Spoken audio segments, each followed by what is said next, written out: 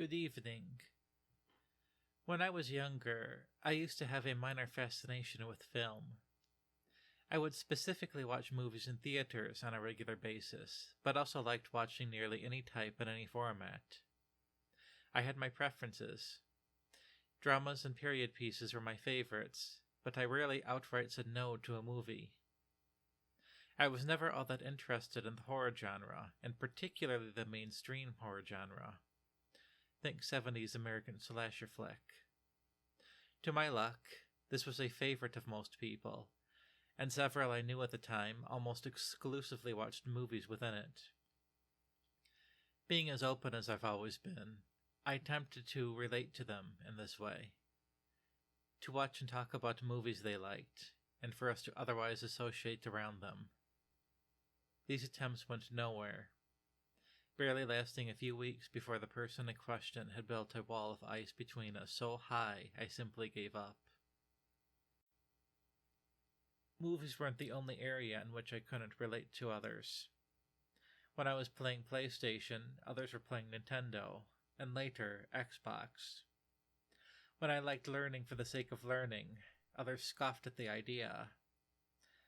Until they realized they can make money and garner status by pretending they enjoyed it. I've rarely been in sync with others. It was only ever through the internet I found true connection with anyone at all, including hundreds who never stepped foot on the continent I was spawned into. I found more relation with those who needed to use a translator to speak with me than I ever did with those who lived in my area, or had more intrinsic things in common with me. Throughout my life, not uncommonly for these reasons, I've found it immensely difficult to communicate with people. Others would often dismiss me in some way, or make unusual assumptions about me and where I was coming from. Rather early in life, it seemed obvious to me that this was largely based in differences between myself and others. Our definition of a beautiful day and a fortunate event were dissimilar, and sometimes outright in opposition to each other. Those I was around, however, never seemed to have such observations. They merely deemed me incorrect, or to be a nuisance. People often claim that they merely need you to be open, or to explain better, but this is not often the case.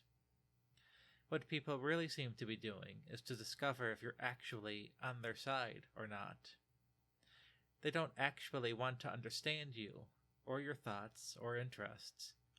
They want to see if you are friend or foe and will treat you accordingly. To the extent what we colloquially call communication is real at all, I find it to be best understood as a type of language. To like a particular genre of movie is to speak with a certain accent. To like a particular medium of entertainment is to speak with a certain dialect. To not like media at all, and instead prefer something completely different, is to speak a regional language at best. The further removed you are from another, the less commonality in thought and vernacular you share, and the less likely any interaction is possible. According to surprisingly sparse studies I've come across, an estimated 40 to 50% of people are multilingual. To even more dubious sources, 40% of people are monolingual, and an estimated 1% are polyglots. These stats heavily vary when accounting for things such as fluency, with more stringent definitions possibly changing the numbers quite substantially.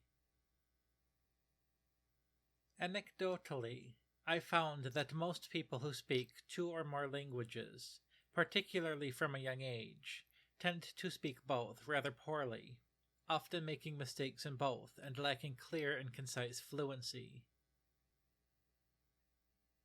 A nearly negligible number of people can speak 2 or more languages in a way where one would never guess they even spoke a second language.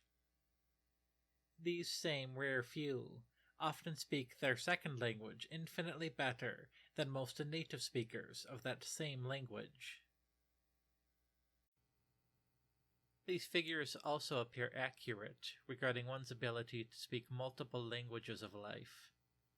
Most people seem barely capable of understanding their own language of life, while those who can understand multiple points of view tend to suffer from lacking intrinsic details and functions of all of them.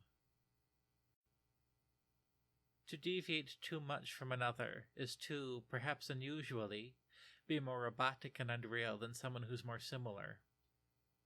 People consider those who are most like them to be the most righteous, varied, and, above all, human. No matter how intricate, nuanced, or complex one's interests or desires may actually be, simply being different will often find you labeled as something that's not quite there by those around you. People tend to not see phenomenon, but instead the relation of all else to the self. Often, and this was mind-blowing to a younger me, to think something about another is to be that thing to them as well. It's well known that when someone asks you how you are, they don't actually want to know or care. They merely want to initiate an interaction, and sometimes want a predetermined answer. Your answer to various other questions and points are also little more than a prompt, a form of consent, for someone to continue in a particular way. It is a misunderstanding to think that communication is actually about expression or novel exploration.